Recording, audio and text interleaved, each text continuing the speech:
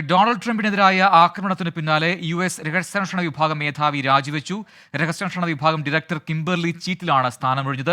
ട്രംപിനെ സംരക്ഷിക്കുന്നതിൽ തന്റെ ഏജൻസിക്ക് വീഴ്ച സംഭവിച്ചെന്നും സുരക്ഷാ വീഴ്ചയുടെ ഉത്തരവാദിത്തം താൻ ഏറ്റെടുക്കുന്നുവെന്നും കിംബർലി പറഞ്ഞു. മധു കൊട്ടാരക്കര ന്യൂജേഴ്സിയിൽ നൽകും കൂടുതൽ വിവരങ്ങൾ.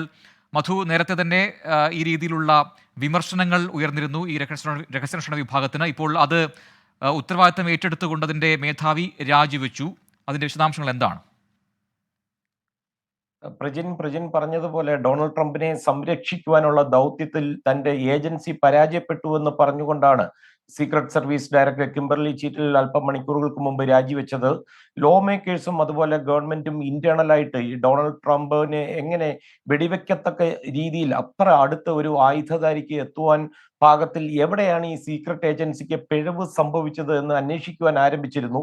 ഇതിന്റെ ഒരു വെളിച്ചത്തിലാണ് കിംബർലി ഇപ്പോൾ രാജിവെച്ചിരിക്കുന്നത്. സുരക്ഷയിൽ പിഴവുണ്ടായെന്നും അതുപോലെ ഉത്തരവാദിത്വം ഏറ്റെടുക്കുന്നുവെന്നുമാണ് ജനപ്രതിനിധി സഭയുടെ സമിതിക്ക് മുമ്പാകെ നടന്ന ഈ വിസ്താരത്തിൽ കിംബർലി പറഞ്ഞത്.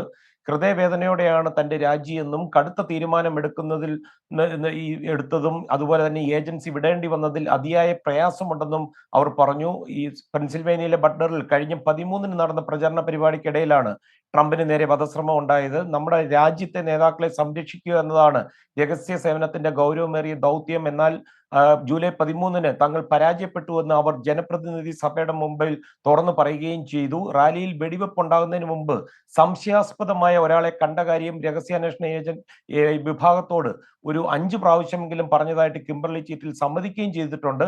അതുപോലെ ഈ വധശ്രമത്തിന് ശേഷം ഫോണിൽ വിളിച്ച് ഡൊണാൾഡ് ട്രംപിനോട് മാപ്പ് പറഞ്ഞതായിട്ടും കിംബർലി പറയുന്നു. പ്രജിൻ. ശരി, മധു കൊട്ടാരക്കരയാണ് വിശദാംശങ്ങൾ നൽകിയത് ന്യൂജേഴ്സിയിൽ നിന്നും.